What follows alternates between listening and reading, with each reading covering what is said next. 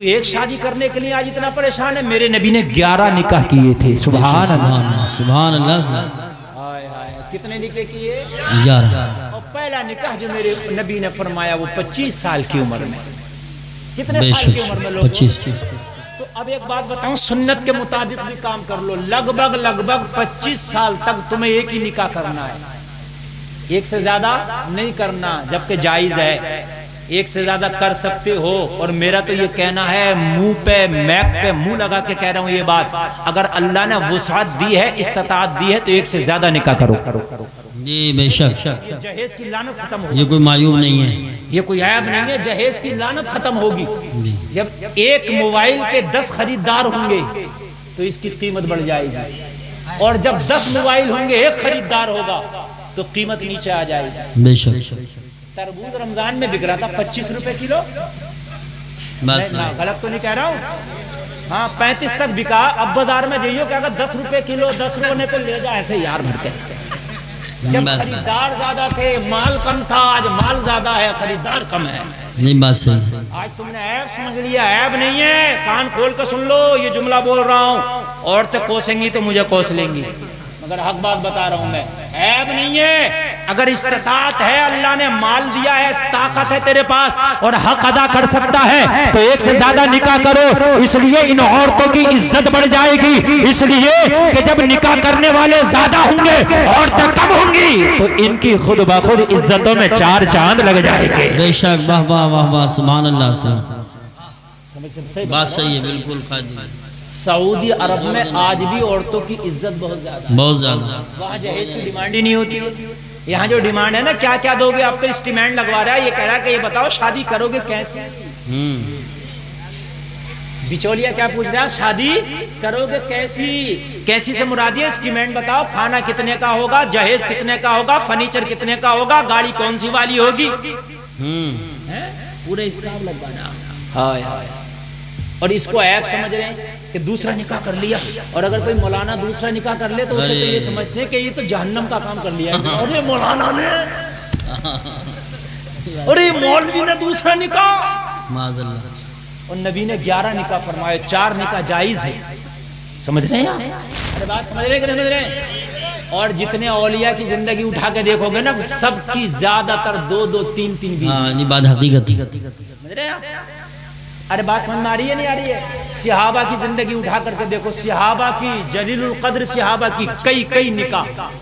اس لیے کہ اسلام نے نکاح کو فروغ دیا ہے. نکاح کو آسان کرو، نکاح کو فروغ دو، جلدی نکاح کرو.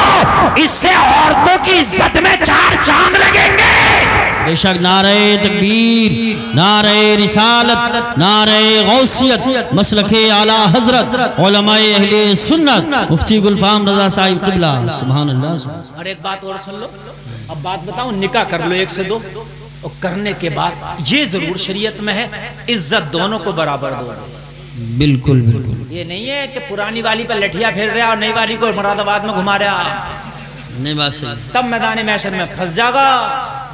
سمجھ رہے ہیں آپ؟ ایسا ہوتا ہے. پرانے تو موبائل کو بھی دل نہیں کر رہا چلانے، نئے والے کو چلا رہا پہنچ کے صاف کر کے. تو میرے بھائی کان کھول کے سن لو، نکاح 1 سے نہیں 4 تک جائز ہے، لیکن حق 4 کا برابر ہوگا. پھر کان کھول کے سن لو، ہر معاملے میں 4 کا برابر ہے. ٹائم بھی 4 کو برابر دیا جائے گا. اگر 2 نکاح کیے ہیں تو دونوں کو ٹائم برابر دیا جائے گا، دونوں کو پیار برابر دیا جائے گا، دونوں کو خرچہ برابر دیا جائے گا. ہاں کان کھول کے سن لو. یہ مت کہنا کہ مفتی گلفام جلسے میں کہہ گئے خوب شادیاں کرو، نئی والی کو ٹہلاؤ، پرانی والی کو خوب لٹھاؤ. تو مطلب یہ نہیں، ہنسنے کی بات نہیں، بات سمجھنے کی ہے. اسلام نے ترازو کو جو ہے برابر تولا ہے. اسلام بس. ایک صحابی رسول آئے نبی کی بارگاہ میں مسکراتے ہوئے. نبی نے فرمایا وہ میرے صحابی مسکراتا کیوں ہے؟ عرض کرنے لگے آقا آج انصاف کر کے آ رہا ہو، آقا اس لیے مسکرا رہا ہوں. سبحان اللہ. سبحان اللہ. بہت خوب. زندہ کیا کر کے آئے انصاف انصاف کر فرمایا کیسا انصاف کر کے آئے؟ عرض کیا آقا میری 2 بیویاں ہیں. وہ لوگوں ذرا سنو سنو، اور جو چلے گئے وہ کیا سنیں گے مگر جو بیٹھے ہیں وہ سن لو. عرض کرنے لگا آقا میری 2 بیویاں ہیں یا رسول اللہ، میں نے دونوں بیویوں کے درمیان آج انصاف قائم کیا ہے، اس لیے آج بہت مسکرا رہا ہوں، اس لیے آج بہت خوش ہوں یا رسول اللہ. میں آج بازار گیا تھا، بازار سے 2 تربوز خرید کر لایا. کتنا؟ 2. یا رسول اللہ دونوں تربوزوں کا وزن برابر تھا. آقا دونوں تربوزوں کی قیمت برابر تھی. آقا دونوں تربوز جو خریدے ایک ہی دکاندار کے پاس سے خریدے. دکاندار ایک تھا، قیمت ایک تھی، وزن ایک تھا، ایک ہی کھیت کے تھے. یا رسول اللہ 2 بیویاں تھیں، ایک تربوز ایک بیوی کو دے دیا، ایک دوسری کو دے دیا. آج انصاف کر کے آیا ہوں آقا اس لیے مسکرا رہا ہوں. بولو انصاف ہوا کہ نہیں ہوا؟ ہو گیا نہیں؟ پیچھے والے بولے ہو گیا، ہو گیا. نبی نے فرمایا انصاف نہیں ہوا. نبی نے کیا فرمایا؟ انصاف. اب تمہاری بات سچی کہ نبی کی سچی؟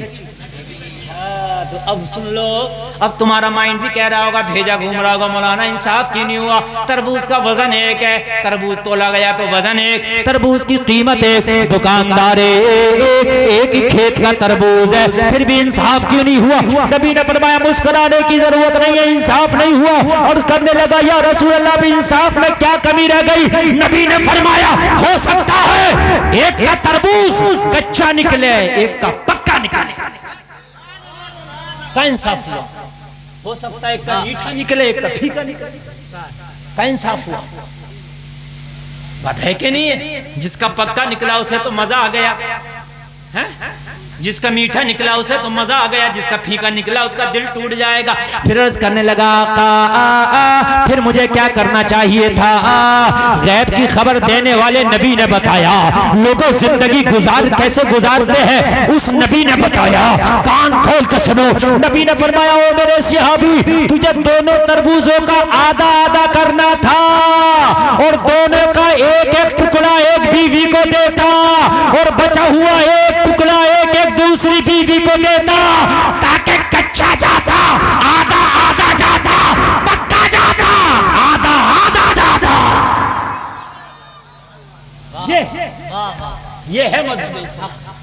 ایک سے زیادہ شادی بھی کر لو، اگر اللہ نے دیا موقع ہے تو شادی کرو، کوئی ناجائز نہیں ہے، مگر انصاف بھی قائم کرو. اور انصاف اگر قائم نہ کر سکو تو نہ کرو. نوجوان سنو، اب یہاں 2 کہاں سے کریں گے؟ میاں ایک کی نوبت نہیں آ رہی ہے، 35 سال ہو گئے ایک کا ہی نمبر نہ آیا، تو دوسری کا نمبر تو قبر کے جانے کے بعد آئے گا. ایک بات ہے کہ نہیں ہے؟ ایک کا ہی نمبر نہیں آ رہا. 25 سال میں نبی نے پیرا نکاح فرمایا. کان کھول کے سن لو، سنت ہے. میں یہ نہیں کہہ رہا کہ لازمی ہے، مگر 25 سال تک اپنے نکاح کے معاملے کو نپٹا لو. بس یہ اشارہ ہے نبی کی زندگی کا.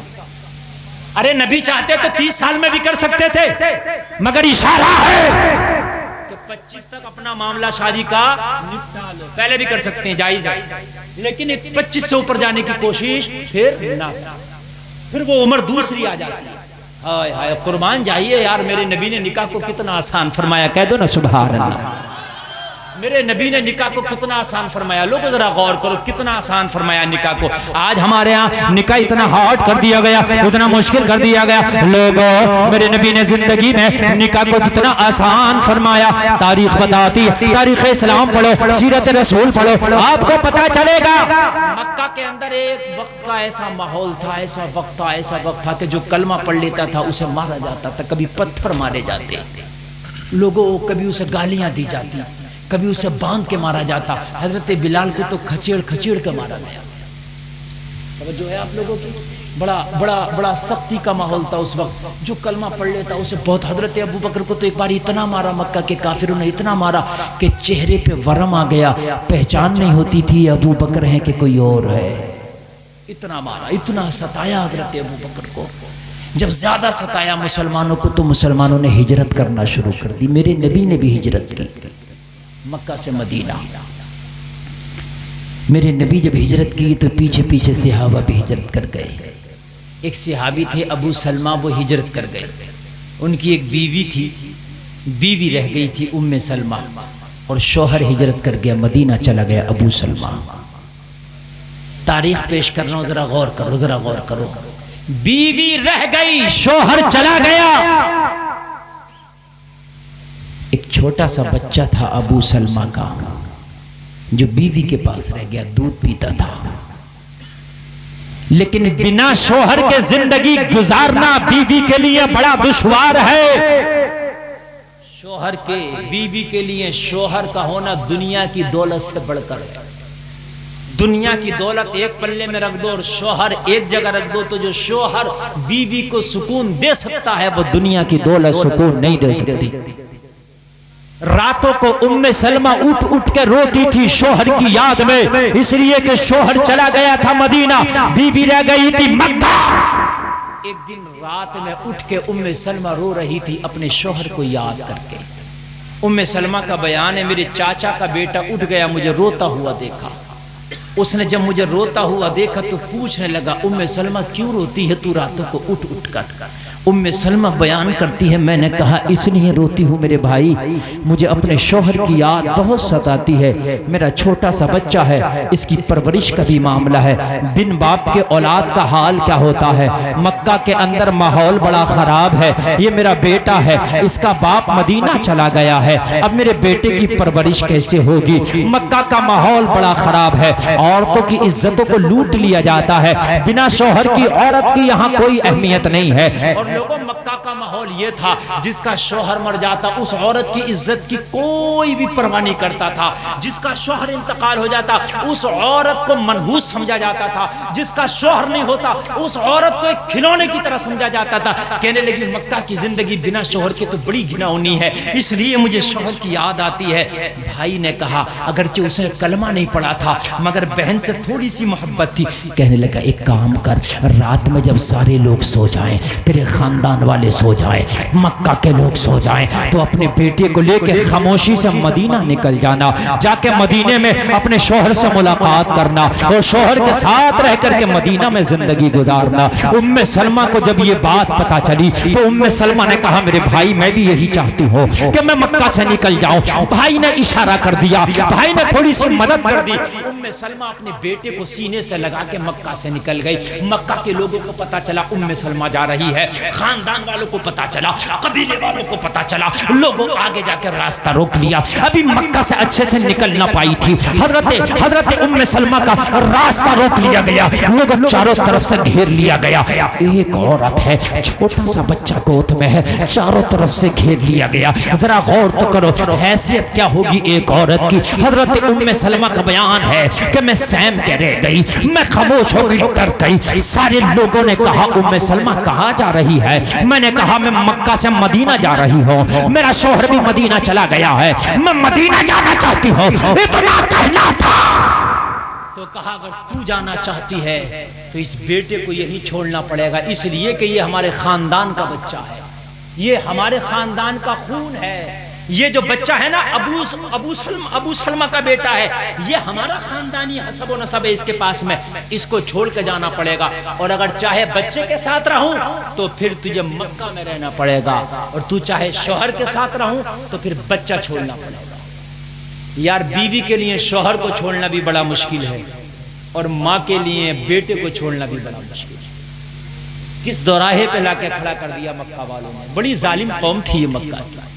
لوگوں یہ بڑے ظالم لوگ تھے، یہ کسی سے بھی ذرا بھی رحم نہیں کھاتے تھے. رونے لگی، کہنے لگی مدینہ چھوڑنا بھی گوارا نہیں ہے اور بچہ چھوڑنا بھی گوارا نہیں ہے. کہنے لگے مکہ کے لوگ ام سلمہ تجھے فیصلہ کرنا ہوگا، یا بیٹا چاہیے یا مدینہ چاہیے. ہائے ہائے. اب ذرا غور کرو، آپ باپ بھی ہوگے، کتنے لوگ مجمع میں بیٹھے ہوں گے باپ ہوں گے. اور لوگوں بیٹا اگر ہوشیار ہو تو اسے چھوڑنا پھر بھی اتنا کمال یا اتنا مشکل نہیں ہے، لیکن وہ بیٹا جو دودھ پیتا ہو، جو بولنا نہیں جانتا ہو، یار اسے غیروں کے ہاتھوں میں چھوڑنا کتنا مشکل کام ہے نا میرے بھائیو. کتنا مشکل کام ہے، بڑا مشکل کام ہے. منت سماجت کی ہاتھ جوڑے مکہ والو، میرے بیٹے کو مجھ سے نہ چھڑاؤ. نہیں، اگر تجھے مدینہ جانا ہے تو بیٹا یہی چھوڑنا ہوگا، اور اگر بیٹا چاہیے تو پھر تجھے مدینے کا ارادہ ترک کرنا ہوگا. ہائے ہائے. بس دل میں ایمان تھا، کہنے لگی اگر مکہ میں رہوں گی تو صرف بیٹا ملے گا، اور مدینے میں جاؤں گی تو شوہر تو ملے گا ہی ملے گا، مگر آمنہ کے لال کا دیدار بھی ملے گا۔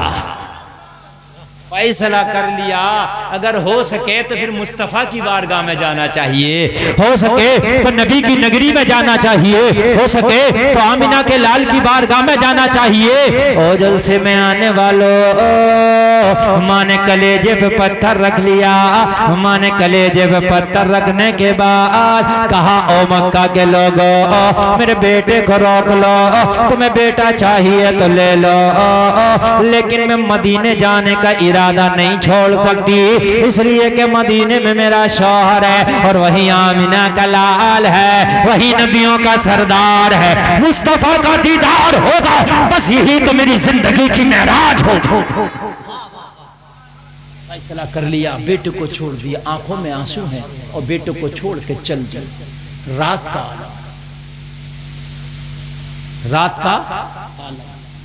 اب مکہ سے مدینہ جانے کے لیے کوئی پکا روٹ نہیں بنا ہوا تھا اس زمانے میں، کوئی کار نہیں چلتی تھی، کوئی بس نہیں چلتی تھی، کوئی ٹرین نہیں چلتی تھی۔ آج تو میپ بھی ہے، آج تو بس کے راستے، کار کے راستے، آج تو سارا معاملہ بہتر ہے، لیکن میں اس زمانے کی بات کر رہا ہوں جو پہاڑیوں کے راستے تھے، جو جنگلوں سے ہو کے گزرنا پڑتا تھا۔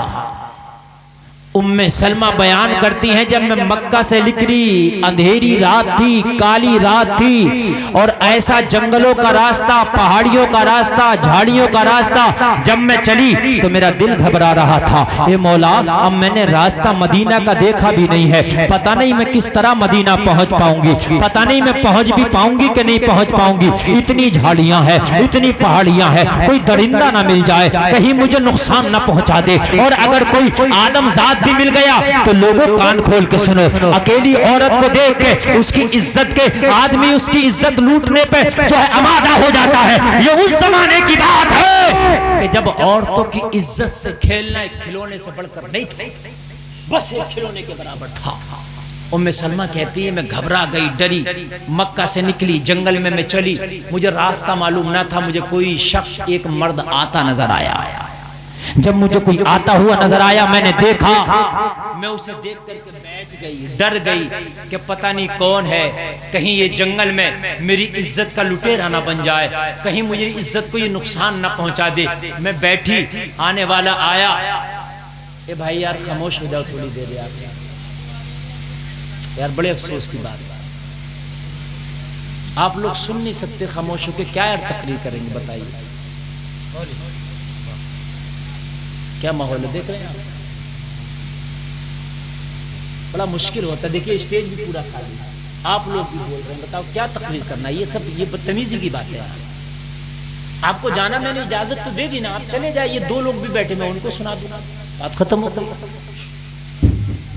یہ نبی کا جلسہ ہے یار، اس کی بے حرمتی نہ کرو یار، اس کی عزت کرو میرے بھائی، آپ خاموشی سے بیٹھو، آپ کو جانا تو خاموشی سے اٹھ کے چلے جاؤ، مجھے کوئی شکوہ نہیں، میں نے کسی ایک سے اگر کہا سبحان اللہ کہو، کسی ایک سے کہا نعرہ لگاؤ، بتائیے، میں نہیں کہہ رہا، مجھے پتا ہے نہ نعرے کا ٹائم ہے نہ سبحان اللہ کا ٹائم، بس سن لو تھوڑا سا بات ختم۔ یہ قاری نعیم صاحب نے بڑی محنت سے جلسہ سجایا، بڑی محنت کرنا پڑتی ہے ماشاءاللہ، اللہ ان کو سلامت رکھے۔ آپ جو ہے اس کو اس طرح سے برباد نہ کریں، تھوڑی دیر سن لیں اس کے بعد گھر چلے جائیے، بس میں اور کچھ نہیں کہہ رہا ہوں آپ سے۔ یہ بات تو میں نے پہلے ہی کہہ دی ہے کہ اس وقت جو ہے جلسہ نہیں سنیں گے آپ لوگ، اٹھیں گے، بولیں گے، باتیں کریں گے، ادھر ادھر دیکھیں گے۔ اور بھائی آپ سوچتے مزہ آئے تقریر میں کوئی یہاں رسگلے نہیں بانٹ رہا ہوں، گلاب جام نہیں بانٹ رہا ہوں جو آپ کو مزہ آئے گا۔ آپ محبت سے سنیں گے تو آپ کی روح کو اچھا لگے گا، اور آپ محبت سے نہیں سنیں گے نا تو غوث اعظم بھی سنائیں گے تب بھی مزہ نہیں آئے گا۔ مکہ میں میرے نبی تقریر کرتے تھے، مدینہ میں میرے نبی تقریر کرتے تھے، صحابہ جھومتے تھے اور کافر تالیاں بجاتے تھے، پڑھنا تالیاں۔ کفار مکہ کے نبی تقریر کرتے تھے، صحابہ جھومتے تھے، کفار تالیاں بجاتے تھے، نبی قرآن سناتے تھے، کفار تالیاں بجاتے تھے، صحابہ جھومتے تھے۔ بتائیے نبی سے اچھی تقریر کون کر سکتا ہے؟ لیکن ان کے دلوں میں نہیں تھا، تو وہ اس وقت جو ہے کچھ بھی نہیں، قرآن بھی وہ مذاق کرتے تھے، ہنستے تھے، ٹھٹے کرتے تھے۔ میرے بھائی ادب کے ساتھ سن لو، باقی تمہیں جانا خاموشی سے چلے جاؤ۔ اب مجھے بٹھالا تو مجھے تقریر تو کرنی ہے، تھوڑی دیر بولنے دو بس، اس کے بعد میں بھی چلا جاؤں گا، آپ سے بول دیا۔ ام سلمہ کہتی ہیں کہ ایک شخص آیا، مجھے دیکھ کے میں گھبرا گئی، کہیں یہ مکہ کا کوئی عزت کا لٹیرا نہ بن جائے میری۔ میں بیٹھ گئی، میں بیٹھی تو وہ آنے والا آیا، اور آنے کے بعد میرے پاس میں کھڑا ہو گیا، اور پاس میں کھڑے ہو کے معلوم ہے کیا بولا؟ اپنا نام نہیں بتایا، بلکہ کہنے لگا اے عورت، اے خاتون، تو جو بھی ہے میں تجھے نہیں جانتا، مگر مجھ سے ڈرنے کی ضرورت نہیں ہے، مجھ سے سہمنے کی ضرورت نہیں ہے۔ ام سلمہ کہتی ہے میں نے دبے ہوئے لہجے میں کہا کیوں تو مرد نہیں ہے؟ مکہ کے مرد جو ہیں عورتوں کی عزت کو کھلونا سمجھتے ہیں، میں تو اکیلی عورت ہوں، وہ بھی جوان ہوں، اور یہ مکہ کے بیاباں جنگل ہے، یہاں پر اگر تو